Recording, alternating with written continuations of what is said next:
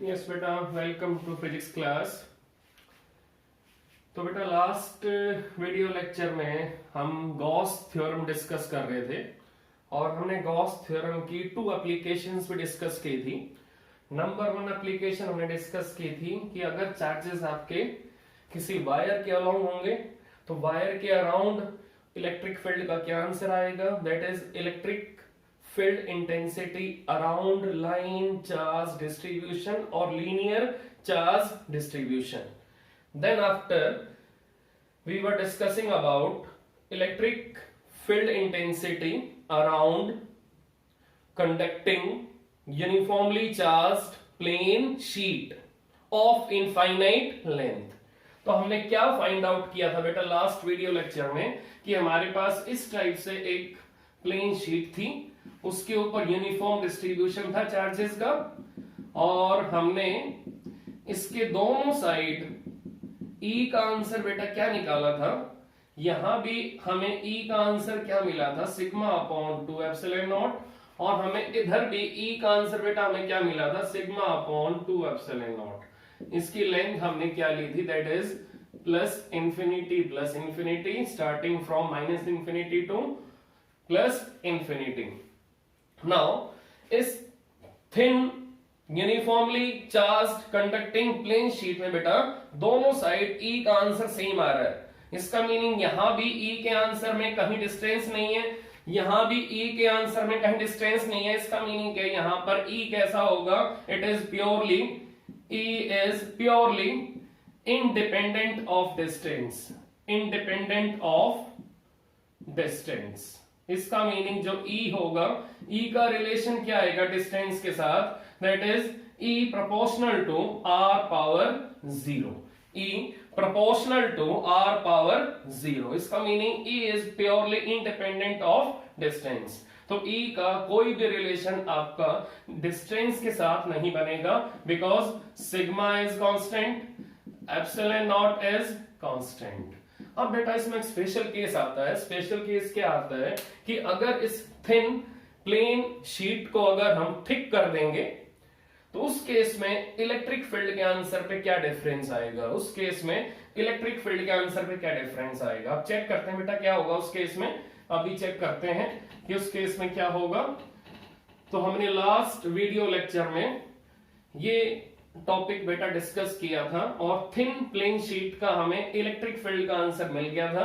तो अगर आपको लास्ट वीडियो लेक्चर देखना है तो आपको मेरा चैनल सब्सक्राइब करना पड़ेगा। तो आपको लास्ट वीडियो लेक्चर आपको सारे सीरीज में मिल जाएंगे, आप 1 बाय 1 सबको चेक कर सकते हो, सबको प्रॉपर वे से अंडरस्टैंड कर सकते हो। नाउ तो अब हमें थिक प्लेन शीट लेनी है। अब चेक करते हैं थिक प्लेन शीट कैसे बनाएंगे हम। Now we have thick plane sheet. Now we have thick plane sheet. तो अगर हम thick plane sheet बनाएंगे तो उसके लिए हमें यहां पर चार्ज भी शो करना पड़ेगा। अब चार्ज आप शो कैसे करोगे, that is uniform distribution of charge. हमें पॉजिटिव साइन यहां शो करना पड़ेगा, uniform distribution of charge, uniform distribution of charge, uniform distribution of charge, uniform distribution of charge, uniform distribution of charge, uniform distribution of charge. तो अब यहां से electric field of lines ऐसे बाहर निकलेंगी, यहां से इलेक्ट्रिक फील्ड ऑफ लाइंस ऐसे बाहर निकलेंगी, यहां से भी इलेक्ट्रिक फील्ड ऑफ लाइंस ऐसे बाहर निकलेंगी आउटवर्ड, यहां से भी निकलेंगी आउटवर्ड। अब चेक करो, अब यहां बनाएंगे हम गॉसियन सरफेस।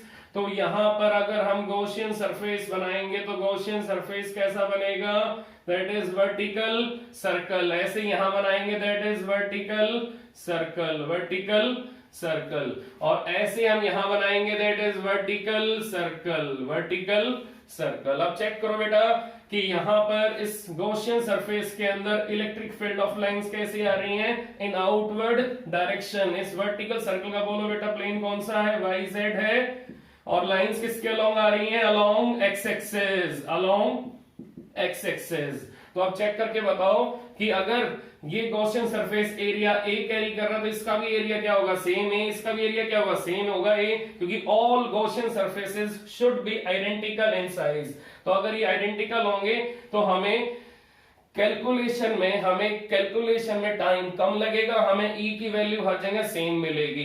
तो अब चेक करते हैं कि यहाँ एरिया ए, यहाँ एरिया ए, यहाँ एरिया ए। अब चेक करो इनमें से कौन सा गॉसियन सरफेस ऐसा है, इनमें से कौन सा गॉसियन सरफेस ऐसा है जिसके अंदर आपको इलेक्ट्रिक फील्ड ऑफ लाइंस नहीं मिलेंगी। अब चेक करो, एक प्रॉपर्टी है कंडक्टर्स की कि कंडक्टिंग बॉडी के अंदर इलेक्ट्रिक फील्ड की वैल्यू क्या होती है, 0। सारा का सारा चार्ज बेटा कहां होता है, आउटर सरफेस पे होता है। तो ये अगर गॉसियन सरफेस आपका थिक प्लेन कंडक्टिंग शीट के इंटीरियर में आएगा तो इसके अंदर E की वैल्यू क्या हो जाएगी बेटा, 0 हो जाएगी। तो इसके अंदर E की वैल्यू क्या हो जाएगी बेटा, 0 हो जाएगी। तो इस केस में अब हम क्या करेंगे, इस केस में अब हम गॉसियन सरफेस के लिए, गॉसियन सरफेस के लिए इलेक्ट्रिक फ्लक्स की वैल्यू फाइंड आउट करेंगे। अब चेक करते हैं क्या होगा कि यहां पर E की वैल्यू 0 हो चुकी है और यहां पर इस गॉसियन सरफेस ने कितना चार्ज होल्ड करके रखा है, दैट इज Q, और इसका एरिया है बेटा A। तो यहां पर इस गॉसियन सरफेस के अंदर सिग्मा का आंसर क्या होगा, Q upon A, total charge upon total area. अब हमें यहां पर इलेक्ट्रिक फील्ड का आंसर फाइंड आउट करना है। तो अब हम यहां पर क्या लगाएंगे, यहां पर गॉस थ्योरम लगाएंगे। और गॉस थ्योरम हमें क्या कहती है बेटा, E dot A equal to Q inside upon epsilon not. अब चेक करो यहां E और ये एरिया वेक्टर भी कैसा होगा, आउटवर्ड होगा। इन दोनों में बेटा कितना एंगल होगा, 0 डिग्री। तो E A cos 0 equal to Q inside का meaning sigma into A upon epsilon not. A से A cancel, now E equal to sigma upon epsilon not. E equal to sigma upon epsilon not. आप इसी type से अगर यहां निकालोगे answer तो यहां भी आपको E का आंसर क्या मिलेगा, सिग्मा अपॉन एप्सिलॉन नॉट। इसका meaning thick conducting uniformly charged plane sheet के दोनों साइड हमें E का आंसर क्या मिलेगा, सिग्मा अपॉन एप्सिलॉन नॉट। तो ये आपको ध्यान रखना है कि अगर शीट आपकी थिन है तो answer sigma upon 2 epsilon not आएगा। अगर थिक शीट लोगे तो थिक शीट में सिग्मा अपॉन एप्सिलॉन नॉट आएगा। ये 2 का फैक्टर नहीं आएगा, तो ध्यान रखना आपको, अगर थिक होगा तो ये आंसर आएगा और अगर थिन होगा तो ये आंसर आएगा। थिक में क्या होगा, थिक में आपको डबल सरफेसेस मिलेंगे और थिन में आपको एक ही सरफेस मिलेगा। चेक करो, जो थिन शीट थी उसके अंदर आपने एक ही फेस बनाया था, यहां पर 2 फेस होंगे, एक फ्रंट वाला एक बैक वाला। तो दोनों की लाइंस अगर ऐड होंगी तो नेट आंसर क्या आएगा, सिग्मा अपॉन एप्सिलॉन नॉट। तो यहां पर जो इलेक्ट्रिक फील्ड ऑफ लाइंस का कंट्रीब्यूशन है वो फ्रंट वाले फेस से भी आ रहा है, वो बैक वाले फेस से भी आ रहा है। दोनों को ऐड करोगे तो आंसर क्या आएगा, सिग्मा अपॉन एप्सिलॉन नॉट। तो इस टाइप से अगर आपके पास thick uniformly charged plane sheet होगी तो उसमें आपको आंसर क्या मिलेगा, सिग्मा अपॉन एप्सिलॉन नॉट। तो बेटा अब इसका एक स्पेशल केस और भी चेक करते हैं कि अगर हमारे पास मल्टीपल थिन शीट्स हैं तो उनमें अलग अलग पॉइंट्स पे हमें E का आंसर क्या मिलेगा, अभी चेक कर लेते हैं बेटा, नो इशू नो प्रॉब्लम। अभी चेक करते हैं, नो इशू। हमारे पास अब एक ये थिन शीट है, एक ये थिन शीट है, शीट नंबर 1 शीट नंबर 2, दोनों पे चार्ज कैसा है, पॉजिटिव है और यूनिफॉर्म डिस्ट्रीब्यूटेड है। दोनों पे चार्ज कैसा है, पॉजिटिव है और यूनिफॉर्मली डिस्ट्रीब्यूटेड है। अब चेक करो ध्यान से बेटा, चेक करो ध्यान से। दोनों शीट्स पे चार्ज कैसा है, पॉजिटिव है। तो इसकी लाइंस कैसी होंगी, आउटवर्ड। इसकी भी लाइंस कैसी होंगी, आउटवर्ड। इसकी भी लाइन कैसी होंगी, आउटवर्ड। इसकी भी लाइन कैसी होंगी, आउटवर्ड होंगी। अब चेक करो ये डायरेक्शन कौन सी है, that is plus i cap. ये डायरेक्शन कौन सी है, माइनस आई कैप। अब यहां चेक करो, ये आपकी प्लेन थिन शीट है और प्लेन थिन शीट का बोलो आंसर क्या होगा, that is sigma upon 2 epsilon not I cap. अब यहां चेक करो इस साइड, ये आपकी थिन शीट है तो यहां बोलो आंसर क्या होगा, E2, that is sigma upon 2 epsilon not minus i cap, minus i cap. अब यहां चेक करो, ये मिडिल पॉइंट है ए, ये आपका पॉइंट एक्सटीरियर है बी, ये आपका पॉइंट एक्सटीरियर है सी। तो अब मिडल पॉइंट्स में चेक करो, मिडल पॉइंट पे क्या होगा, मिडल पॉइंट पे इधर से लाइन आ रही है, इसकी डायरेक्शन बोलो कैसी है, प्लस आई कैप, इसकी बोलो माइनस आई कैप। तो यहां पर बोलो, यहां पर E2 की वैल्यू बोलो क्या होगी, sigma upon 2 epsilon not I cap. और यहां पर बोलो बेटा E1 की वैल्यू क्या होगी, E1 sigma upon 2 epsilon not minus i cap. अब इन दोनों को यहां ऐड करोगे तो यहां पर E नेट बोलो क्या आएगा, E net E1, E net E1 minus E2, E1 minus E2।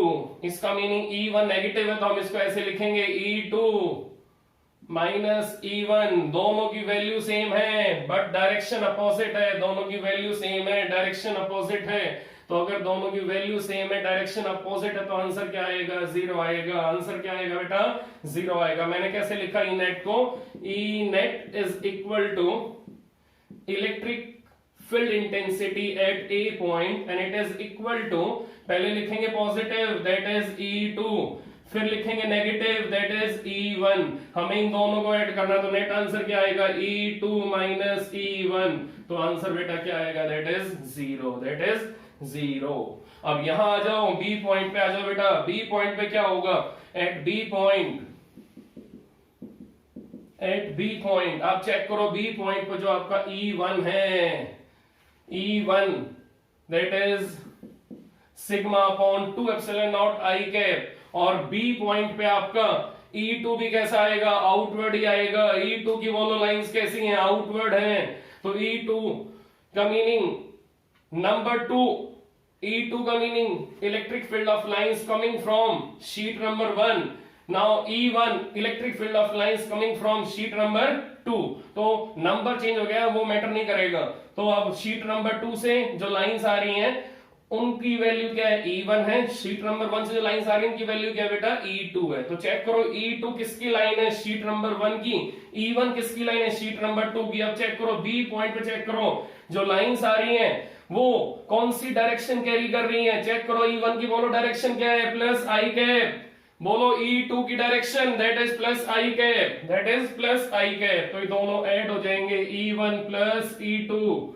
तो यहां पर बोलो बेटा क्या आंसर आएगा, sigma upon 2 epsilon not I cap plus sigma upon 2 epsilon not I cap. तो इसका मीनिंग यहां पर E2 that is sigma upon 2 epsilon not I cap. Check कर सकते हो ये डायरेक्शन किसकी है, दैट इज E2, और ये डायरेक्शन किसकी है, E1 की।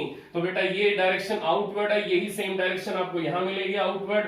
तो ये दोनों डायरेक्शन सेम है। तो अगर ये दोनों डायरेक्शन सेम है इसका मीनिंग क्या है, दोनों फील्ड आपकी ऐड हो जाएंगी। नेट आंसर क्या आएगा, sigma upon epsilon not I cap, sigma upon epsilon not I cap. अब इसी टाइप से जो सी पॉइंट पे चेक करो, सी पॉइंट पे E2 कहां जा रहा है, माइनस आई कैप। चेक करो E2 कहां जा रहा है, माइनस आई कैप। और इसी सी पॉइंट पे बेटा E1 भी कहां जा रहा है, ये रहा E1, E1 भी इधर आएगा, दैट इज E1, ये E1 इधर ही आ रहा है, E1 भी बेटा इधर ही आ रहा है। तो अब E1 का मीनिंग क्या है बेटा, electric field of lines coming from sheet number 1। तो sheet number 2, sorry sheet number 2। तो अब E1 और E2 यहां भी सेम डायरेक्शन कैरी कर रहे हैं। तो यहां भी बोलो बेटा क्या आंसर आएगा, EC equal to E1 plus E2। अब चेक करो यहां क्या लिखोगे, sigma upon 2 epsilon not minus i cap plus sigma upon 2 epsilon not minus i cap. तो बेटा बोलो यहां क्या आंसर आएगा, sigma upon epsilon not minus i cap. तो बेटा दोनों एक्सटीरियर पॉइंट्स पे, दोनों आउटर पॉइंट्स पे, बी पे और सी पे हमें मैग्नीट्यूड क्या मिल रहा है, sigma upon epsilon not, sigma upon epsilon not, sigma upon epsilon not, sigma upon epsilon not. तो इसी टाइप से अब हम एक थिन शीट पे चार्ज का कन्वेंशन चेंज करेंगे। अभी यहां हमने पॉजिटिव लिया, अब हम यहां पर नेगेटिव लेंगे, अब हम यहां पर नेगेटिव लेंगे। चेक करते हैं कैसे होगा। तो ये आपने अंडरस्टैंड कर लिया, मैं रिपीट कर रहा हूं दोबारा से। इसकी लाइन यहां पर कैसी आउटवर्ड है, इसकी भी आउटवर्ड है, दोनों एरो कैसी हैं, एक दूसरे की अपोजिट है, एक दूसरे की अपोजिट है। यहां से एरो चलाई राम ने, इधर से एरो चलाई रावण ने, दोनों एरो आपस में टकराएंगी, दोनों एरो आपस में टकराएंगी और दोनों एरो यहां पर डिसअपियर हो जाएंगी, दोनों एरो यहां पर डिसअपियर हो जाएंगे। आंसर क्या आएगा? 0। इसका मीनिंग यहां से बाण चलाया अर्जुन ने, यहां से बाण चलाया दुर्योधन ने और दोनों एरो आपस में टच हो गए हैं। दोनों एरो टच होने के बाद डिसअपियर हो जाएंगे क्योंकि दोनों एरोज की डायरेक्शन कैसी है? अपोजिट है। दोनों एरोज की डायरेक्शन कैसी है बेटा? अपोजिट है। और दोनों की वैल्यू कैसी है? सेम है, डायरेक्शन अपोजिट है, तो दोनों कैंसिल होकर आंसर हमें 0 देंगे। यहां चेक करो, एक एरो आपका इधर से आ रहा है, एक एरो आपका इधर से आ रहा है, इसका मीनिंग दोनों एरो सेम डायरेक्शन में हैं। जब ये दोनों एरो सेम डायरेक्शन में यहां मिलेंगे तो यहां पर ये दोनों अपनी स्ट्रेंथ को ऐड करेंगे और नेट आंसर क्या आएगा? Sigma upon epsilon not. ऐसे यहां पर ये वाला एरो किसका? E2 का, और ये वाला एरो किसका आ रहा है? That is E1, that is sheet number 2 का। तो ये वाला एरो E1 है, दैट इज शीट नंबर 2 का कंट्रीब्यूशन है, और E2 किसका कंट्रीब्यूशन है? शीट नंबर 1 का कंट्रीब्यूशन है। ये दोनों कंट्रीब्यूशन यहाँ ऐड हो जाएंगे, यहाँ सब्ट्रैक्ट हो जाएंगे, यहाँ ऐड हो जाएंगे, तो आपको नेट आंसर क्या क्या मिलेगा? 0 मिडल में आएगा और दोनों आउटर पॉइंट पे आंसर क्या आएगा? Sigma upon epsilon not, sigma upon epsilon not. तो ये आपको क्लियर होना चाहिए कि हम डायरेक्शन के साथ इसको डिस्कस करेंगे। तो अब अगला केस क्या है कि एक शीट कैसी होगी? पॉजिटिव, और एक शीट कैसी होगी बेटा? नेगेटिव। एक शीट कैसी होगी? पॉजिटिव, और एक शीट कैसी होगी? नेगेटिव। इसका मीनिंग जब दो वेक्टर आपके सेम वैल्यू कैरी करेंगे बट डायरेक्शन अपोजिट होगी, दोनों का सम क्या होगा? 0। और अगर डायरेक्शन सेम होगी दोनों का सम क्या होगा? Non zero. अब चेक करते हैं, एक शीट कैसी है मेरे पास? पॉजिटिव, और एक शीट मेरे पास कैसी है बेटा? नेगेटिव। एक शीट कैसी है? नेगेटिव। तो अब चेक करते हैं, ये मिडल में पॉइंट है, ये पॉइंट आपका सी है, ये पॉइंट आपका बी है। अब चेक करो, नेगेटिव शीट की इलेक्ट्रिक फील्ड ऑफ लाइंस कैसी होंगी? इनवर्ट होंगी, इनवर्ट होंगी। ये शीट नंबर 1 है, ये शीट नंबर 2 है, तो ये electric field of line carry कर रही है E1, यहां भी E1। ऐसे इसकी लाइन बोलो कैसी होंगी? आउटवर्ड। इसकी लाइन कैसी होंगी? Outward, that is E2, that is E2। अब मिडल पॉइंट पे आ जाओ बेटा, मिडल पॉइंट पे आ जाओ। सबसे पहले मिडल पॉइंट पे आ जाओ। यहां बोलो, यहां डेंसिटी कैसी है? Minus sigma. यहां बोलो डेंसिटी कैसी है? Plus sigma. क्योंकि यहां चार्ज कैसा है? नेगेटिव, तो यहां डेंसिटी नेगेटिव हो जाएगी। डेंसिटी का फॉर्मूला आपको मालूम है, चार्ज अपॉन एरिया। यहां चार्ज कैसा है? नेगेटिव, तो यहां डेंसिटी नेगेटिव हो जाएगी। यहां चार्ज कैसा है? पॉजिटिव, तो यहां डेंसिटी कैसी हो जाएगी? पॉजिटिव हो जाएगी। इसका मीनिंग दोनों थिन प्लेन शीट्स पे प्लस सिग्मा और minus sigma surface charge density हमें गिवन है। तो सबसे पहले आप मिडल पॉइंट पे आ जाओ। मिडल पॉइंट पे, ए पॉइंट पे चेक करो कि E1 किस डायरेक्शन को फॉलो कर रहा है? Plus i cap, plus i cap. और यहां बोलो कौन सी डायरेक्शन आएगी? Minus i cap. E1 plus i cap. Now tell me value of E1। E1 is equal to modulus of minus sigma upon 2 epsilon not.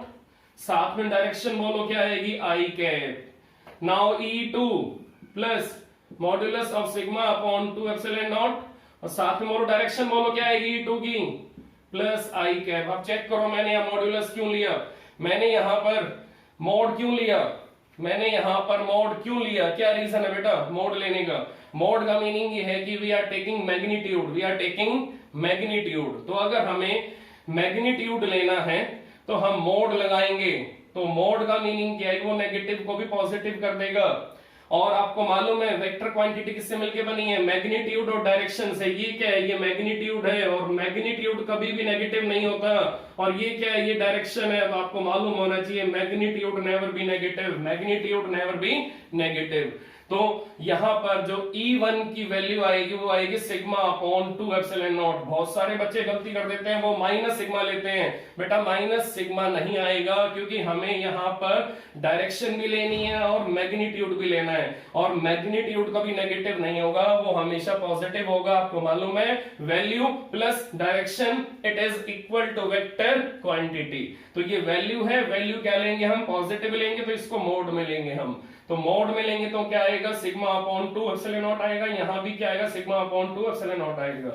बोलो अब किसके equal आएगा, it is sigma upon 2 epsilon not और साथ में क्या लगाओगे i cap, sigma upon 2 epsilon naught साथ में क्या लगाओगे बेटा आई कैप। अब इसी टाइप से आ जाओ बी पॉइंट पे, इसी टाइप से आ जाओ बेटा बी पॉइंट पे, बी पॉइंट पे चेक करो E2, E2 कैसा आएगा, E2 कहां से निकल रहा है, फ्रॉम पॉजिटिव चार्ज, तो E2 कैसा आएगा, आउटवर्ड आएगा। E1 कहां आ रहा है, नेगेटिव पे आ रहा है, तो E1 कैसा होगा, इनवर्ड होगा।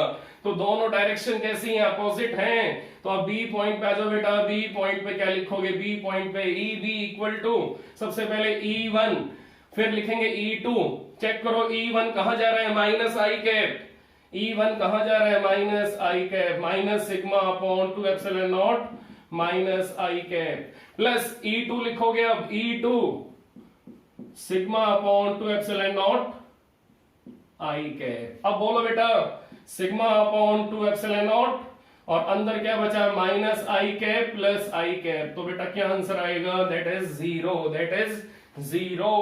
आप चेक कर सकते हो आंसर क्या आएगा, जीरो आएगा। ऐसे ही यहां बोलो सी पॉइंट पे बोलो क्या आंसर आएगा, सी पॉइंट पे भी आंसर जीरो आएगा। क्यों, E2 कैसा आ रहा है, आउटवर्ड, तो यहां पर बोलो E1 कैसा आएगा, इनवर्ड, क्योंकि E1 किसका है, नेगेटिव का है, और E2 किसका है, पॉजिटिव का है, तो E1 इनवर्ड होगा, E2 आउटवर्ड होगा, दोनों आपस में कैंसिल हो जाएंगे। यहां पर हमें नेट आंसर क्या मिलेगा, जीरो मिलेगा।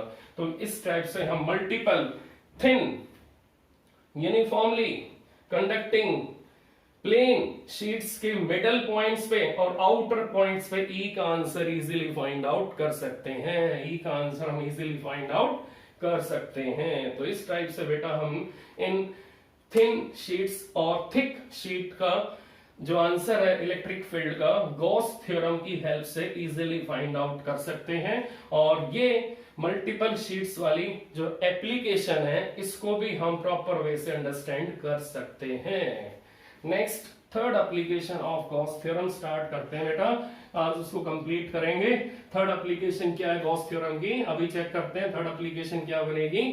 थर्ड एप्लीकेशन में हमारे पास क्या आएगा, in third application what we have to find out, number 3 application electric field intensity inside and outside conducting uniformly charged spherical shell। तो हमें एक स्फेरिकल शेल गिवन है, हमें एक होलोस्फीयर गिवन है। स्फेरिकल शेल का मीनिंग जस्ट लाइक होलोस्फीयर गिवन है, तो हमें उस होलोस्फीयर के अंदर, हमें उस स्फेरिकल शेल के अंदर और बाहर इलेक्ट्रिक फील्ड इंटेंसिटी का आंसर फाइंड आउट करना है। तो उसके लिए मेरे पास सबसे पहले एक स्फेरिकल शेल होगी और आपको मालूम है उसका नेचर कैसा है बेटा, कंडक्टिंग है। अगर किसी स्फेरिकल शेल का नेचर कंडक्टिंग होगा और अगर आप उसको चार्ज करोगे तो सारा का सारा चार्ज बेटा कहां जाएगा, अंदर रहेगा या आउटर सरफेस पे आएगा, तो सारा का सारा चार्ज आपका आउटर सरफेस पे आएगा। तो अगर सारा का सारा चार्ज आपका आउटर सरफेस पे आएगा तो शेल के अंदर कैविटी में, शेल के अंदर ओपन स्पेस में, शेल के अंदर कैविटी में हमें चार्ज क्या मिलेगा, चार्ज हमें इनसाइड क्या मिलेगा, that is zero, that is zero. तो at centre Q inside equal to zero, Q inside equal to zero. तो हमारे पास एक ये स्फेरिकल शेल है जो मल्टीपल आइडेंटिकल यूनिफॉर्म डिस्क से मिलके बनी हुई है। तो अब इस स्फेरिकल शेल के अंदर हमारा चार्ज कैसा है, जीरो है, चार्ज कैसा है, जीरो है। तो अगर आप एक होलो स्फीयर के आउटर सरफेस पे स्केच पेन से बहुत सारे सर्कल ऐसे ड्रॉ करोगे और हर सर्कल को नेम दोगे यूनिफॉर्म डिस्क, तो इसका मीनिंग है स्फेरिकल शेल किससे मिलके बनी है, large number of uniform disc को अगर हम इसके सरफेस पे रखेंगे तो स्फेरिकल शेल आपकी कंप्लीट हो जाएगी। तो इसका मीनिंग स्फेरिकल शेल को बनाने में हमारी हेल्प किसने की, यूनिफॉर्म डिस्क। तो इसका मीनिंग अब ये मैटर ऑफ डिस्कशन हमारे पास है कि जो कैविटी है, जो ओपन स्पेस है, उसमें हमें चार्ज कैसा मिल रहा है बेटा, 0 मिल रहा है। तो अब हम सबसे पहले कैविटी में, सबसे पहले हम ओपन स्पेस में गॉस थ्योरम लगाएंगे। तो सबसे पहले हम ओपन स्पेस में गॉस थ्योरम लगाएंगे। केस नंबर 1 हम सबसे पहले क्या निकालेंगे, electric field intensity at interior region, at interior region. Check करते हैं अब क्या आंसर आएगा। तो अब एज्यूम कर लो इस सेंटर के अराउंड एक इमेजिनरी गॉसियन सरफेस है, एक इमेजिनरी गॉसियन सरफेस एज्यूम कर लो। तो अब चेक करो, इस नंबर 1 गॉसियन सरफेस पे अगर हम गॉस थ्योरम लगाएंगे, इस पे अगर हम गॉस थ्योरम लगाएंगे तो क्या आंसर आएगा बेटा, E dot ds equal to Q inside upon epsilon not and Q inside it is equal to 0. Now E inside it is equal to 0. E inside equal to 0. इसका meaning inside any conducting material, inside any conducting hollow sphere, inside any conducting spherical shell, electric field always equal to 0. Electric field always equal to 0. अब बेटा अगला case क्या है कि अब हमारे पास जो शेल है उसके हमें एक्सटीरियर पॉइंट पे क्या निकालना है, उसके हमें एक्सटीरियर पॉइंट पे इलेक्ट्रिक फील्ड का आंसर निकालना है। तो अब केस नंबर 2 क्या है बेटा हमारा, केस नंबर 2 पे आएंगे अब हम। केस नंबर 2, अब केस नंबर 2 में क्या होगा कि हमारे पास स्फेरिकल शेल है और इस पे चार्ज कैसा है, पॉजिटिव है। इस पे चार्ज कैसा है, पॉजिटिव है। इसका सेंटर मार्क करो बेटा, सेंटर O। इस पूरी स्फेरिकल शेल पे टोटल चार्ज की वैल्यू क्या है, Q। So on outer surface total charge is small q।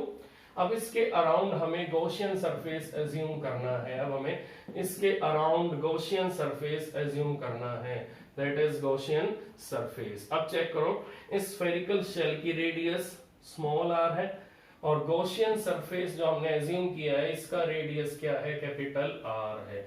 अब गॉसियन सरफेस हमने कैसा लिया, स्फेरिकल लिया। स्फेरिकल क्यों लिया है कि इसके हर पॉइंट पे हमें E की वैल्यू कैसे मिलेगी, सेम मिलेगी। इसके हर पॉइंट पे हमें E की वैल्यू बेटा कैसी मिलेगी, सेम मिलेगी।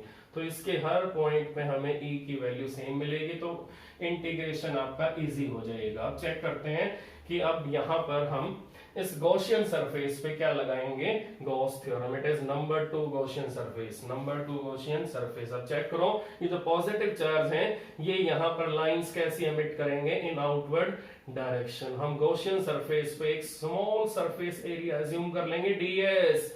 अब हम गॉसियन सरफेस पे एक स्मॉल सरफेस एलिमेंट मार्क करेंगे।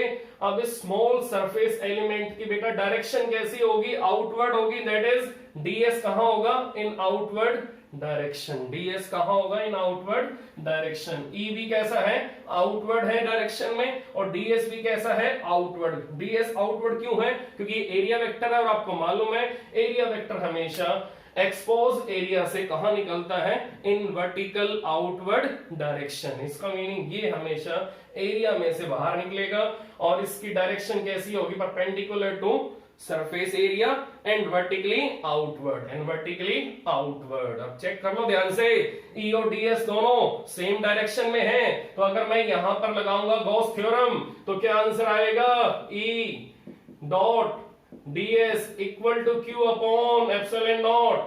अब E डॉट ds ओपन करो, E ds cos 0 Q upon epsilon not, Q upon epsilon not. Now बेटा E हर पॉइंट पे आपको सेम मिलेगा, तो E आपका बाहर आ जाएगा। तो इंटीग्रेशन किसका होगा, सरफेस एलिमेंट का, and it is sigma. Sigma का formula, sigma is equal to, sorry Q is equal to sigma into surface area। तो सबसे पहले आपको मालूम होना चाहिए सिग्मा का formula, charge upon area. Now Q equal to sigma into surface area, that is A का मीनिंग सरफेस एरिया। आप चेक करो यहां पर Q है और Q हमारा टोटल चार्ज है। अब जो टोटल चार्ज आपका Q है, अब Q की वैल्यू किस फॉर्म में लिखोगे, सिग्मा की फॉर्म में लिखोगे। तो कैसे लिखोगे बेटा, sigma equal to charge upon area. तो Q का आंसर क्या आएगा, sigma into surface area, sigma into surface area. अब चेक करो, इस स्फेरिकल शेल के ऊपर यूनिफॉर्म डिस्ट्रीब्यूशन अगर चार्ज का है तो सिग्मा कैसा होगा, कांस्टेंट होगा, वेरिएबल होगा। तो आप क्या लिखोगे यहां पर, सिग्मा कैसा है, सिग्मा इज कांस्टेंट, क्योंकि यूनिफॉर्म डिस्ट्रीब्यूशन में आपकी सरफेस चार्ज डेंसिटी कैसी होगी, कांस्टेंट होगी। Now E integration of ds equal to Q, किससे हटाओगे बेटा, sigma into surface area, sigma into surface area upon epsilon not. अब ये सरफेस एरिया किसका है, the surface area, surface area it is actual surface area of shell. तो अब check करो, Q का मीनिंग क्या है, चार्ज ऑन स्फेरिकल शेल। तो अगर Q आपका स्फेरिकल शेल पे चार्ज को शो कर रहा है तो इसका मीनिंग क्या है कि Q के लिए सरफेस एरिया किसका लोगे, शेल का ही लोगे। चेक करो, चार्ज किस पे है, शेल पे है, तो सरफेस एरिया किसका लोगे, शेल का लोगे। तो आप चेक करो, एक्चुअल में चार्ज आपका कौन से सरफेस एरिया पे डिस्ट्रीब्यूट है, एक्चुअल में चार्ज आपका शेल के सरफेस एरिया पे डिस्ट्रीब्यूट है। अब चेक करो, आपने गॉस थ्योरम किस पे लगाई है, गॉसियन सरफेस पे लगाई है। तो यहां पर जो सरफेस एरिया आएगा गॉस थ्योरम के लिए वो गॉसियन सरफेस का आएगा, लेकिन Q के अंदर सरफेस एरिया किसका आएगा, सरफेस एरिया स्फेरिकल शेल का आएगा। बेटा इनमें डिफरेंस ध्यान रखना कि Q के अंदर सरफेस एरिया शेल का आएगा और गॉस थ्योरम के अंदर सरफेस एरिया किसका आएगा, गॉसियन सरफेस का आएगा। ध्यान रखना इसमें बिल्कुल। Now E integration of ds का मीनिंग, ds किस पे लिया आपने, ds आपने गॉसियन सरफेस पे लिया है, तो ds आपने गॉसियन सरफेस पे लिया। और चार्ज किस पे लिया है, चार्ज आपने स्फेरिकल शेल के एक्चुअल सरफेस एरिया पे लिया है। तो अब बोलो E इंटू क्या आएगा, E into 4 pi capital R square. Now sigma into surface area 4 pi small r square. Check करो, स्मॉल r किसका रेडियस है, स्फेरिकल शेल का, कैपिटल R किसका रेडियस है, गॉसियन सरफेस का। 4 पाई से 4 पाई कैंसिल, 4 पाई से 4 pi cancel. Now E equal to sigma small r square upon capital R square into epsilon not. ये answer आ गया आपका E outside, that is E outside. तो हमें इस पॉइंट पे इलेक्ट्रिक फील्ड का आंसर मिल चुका है, that is sigma into small r square upon capital R square into epsilon not. तो आपको ये ध्यान रखना है कि इंटीरियर में जो आंसर आएगा वो 0 आएगा, और अगर आप एक्सटीरियर में जाओगे तो आंसर क्या आएगा, sigma upon r square into small r square upon epsilon not. तो चेक करना, sigma r square upon capital R square into epsilon not, that is electric field eight outer point. तो अगर ये जो आपका आउटर पॉइंट है ये अगर शेल के सरफेस पे आ जाए तो उस केस में क्या होगा बेटा, अगर जो आपका ये आउटर पॉइंट है, जो आपका आउटर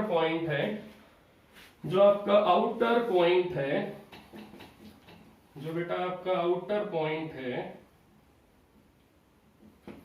अगर ये सरफेस पे आ जाए तो क्या होगा, case number 3, if outer point lies on surface of spherical shell. तो स्फेरिकल शेल के सरफेस पे अगर ये पॉइंट आ जाएगा तो क्या होगा बेटा, तो ये दोनों रेडियस आपकी इक्वल हो जाएंगी। अगर ये गॉसियन सरफेस आपका स्फेरिकल शेल के आउटर सरफेस पे बनेगा तो आप चेक करो कि जो कैपिटल R है, जो स्मॉल r है, दोनों इक्वल हो जाएंगे, दोनों अगर इक्वल हो जाएंगे तो बोलो अब E का आंसर क्या आएगा, sigma small r square upon small r square upon epsilon not. तो r स्क्वायर से r स्क्वायर कैंसिल, क्या आंसर आएगा, sigma upon epsilon not.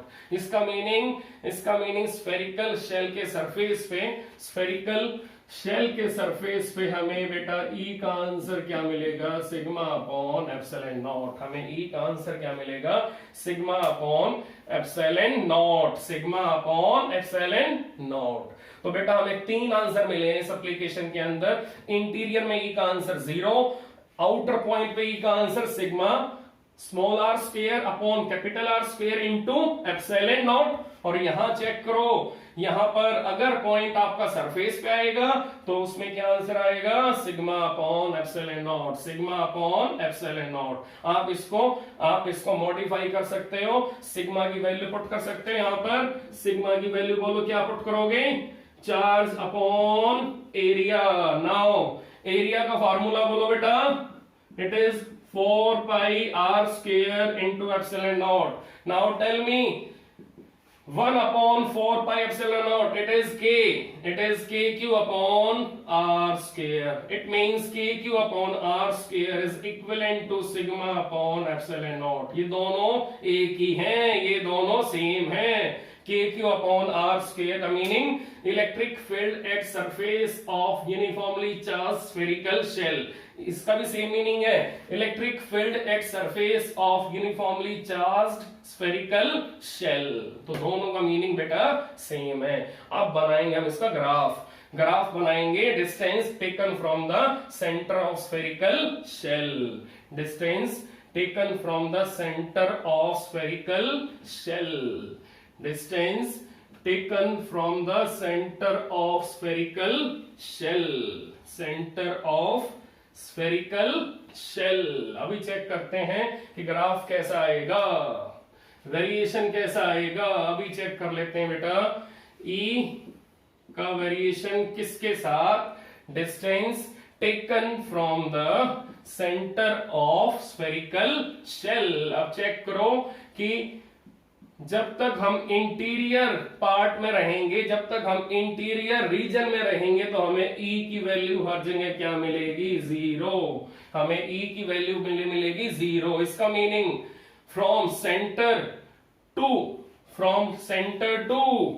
Inner radius, from center to inner radius of spherical shell we will have 0 electric field intensity। इसका meaning inside region में हमें E की value क्या मिलेगी, 0। Inside spherical shell E equal to 0। तो ये वाला point कौन सा बेटा, ये वाला पॉइंट वो पॉइंट है जहां पर आपका डिस्टेंस किसके इक्वल हो रहा है, स्फेरिकल शेल के रेडियस के इक्वल हो रहा है। तो इस पॉइंट पे चेक करो, इस पॉइंट पे चेक करो, आप इस पॉइंट पे चेक करो, इस पॉइंट पे आपका E का आंसर क्या होगा, KQ अपॉन R स्क्वायर और E equal to sigma upon epsilon not, E equal to sigma upon epsilon not. तो ये वाला पॉइंट किस पे है बेटा, at surface of spherical shell. अब इसके बाद बेटा अब आप आओगे आउटर रीजन में, अब आप आओगे आउटसाइड रीजन में। अब चेक करो आउटसाइड रीजन में आपका क्या आंसर आया था, it is sigma R square upon capital R square epsilon not. Sigma constant, epsilon not constant, small R constant, क्योंकि स्फेरिकल शेल का साइज हम चेंज नहीं कर रहे हैं। स्मॉल आर किसका रेडियस है, स्फेरिकल शेल का, तो स्फेरिकल शेल का साइज हम चेंज नहीं कर रहे हैं, तो आर कैसा होगा, आर कांस्टेंट होगा। एप्सिलॉन नॉट कैसा होगा, कांस्टेंट होगा। सिग्मा कैसा होगा, कांस्टेंट होगा। तो वेरिएबल क्या होगा, गॉसियन सरफेस का रेडियस वेरिएबल होगा। गॉसियन सरफेस आपका साइज में बड़ा भी हो सकता है, साइज में छोटा भी हो सकता है। तो इसका मीनिंग गॉसियन सरफेस का साइज बड़ा भी हो सकता है, गॉसियन सरफेस का साइज आपका छोटा भी हो सकता है। इसका मीनिंग क्या है, यहाँ पर E outside proportional to 1 upon r square, proportional to 1 upon r square। इसका मीनिंग अगर डिस्टेंस आपका मोर देन स्मॉल r होगा तो उस केस में इलेक्ट्रिक फील्ड इंटेंसिटी आपकी किस पे डिपेंड करेगी, proportional to 1 upon r square. तो अगर d इंक्रीज करेगा, मोर देन r होगा तो E आपका डिक्रीज करेगा, capital R increases, E out decreases. तो यहां से लाइन आपकी इस टाइप से नीचे आ जाएगी। तो यहां से लाइन आपकी इस टाइप से नीचे आ जाएगी। यहां आप लिखोगे E proportional to 1 upon R square, E proportional to 1 upon R square. ये आउटसाइड रीजन है और ये इनसाइड रीजन है, तो ध्यान रखना इनसाइड में E आपका कैसा होगा 0 और आउटसाइड में E आपका वेरी करेगा किसके साथ, that is proportional to 1 upon R square, proportional to 1 upon R square. तो यहां पर आपको E कैसा मिलेगा, not equal to 0, not equal to 0। तो अब यहां चेक करो, ये सरफेस वाला पॉइंट है, surface we have KQ upon R square, now E equal to sigma upon epsilon not. तो ये कैविटी है बेटा, इस कैविटी के अंदर हमें E की वैल्यू 0 मिलेगी। ये ओपन स्पेस है, it is open space, it is open space. तो इस टाइप से हमें इस थर्ड एप्लीकेशन में ग्राफ की शेप इस टाइप से मिलेगी। तो हम इस टाइप से ग्राफ ड्रॉ कर सकते हैं। तो अब हमारे पास इसका एक स्पेशल केस और बचा हुआ है, that is electric field intensity at interior and exterior point of non conducting uniformly charge spherical shell. तो अभी तो नेचर कैसा था शेल का, कंडक्टिंग था। अब हम शेल कैसी लेंगे, नॉन कंडक्टिंग लेंगे। तो वहां भी हम ऐसे ही डेरिवेशन करेंगे और फिर ग्राफ भी बनाएंगे। तो नेक्स्ट लेक्चर में मैं आपके साथ डिस्कस करूंगा non conducting uniformly charge spherical shell, और फिर उसके बाद हम डिस्कस करेंगे नया topic that is electric potential, that is electric potential. और फिर उसके बाद हम इनके स्पेशल केसेस के ऊपर न्यूमेरिकल डिस्कस करेंगे, न्यूमेरिकल डिस्कस करेंगे। ओके बेटा।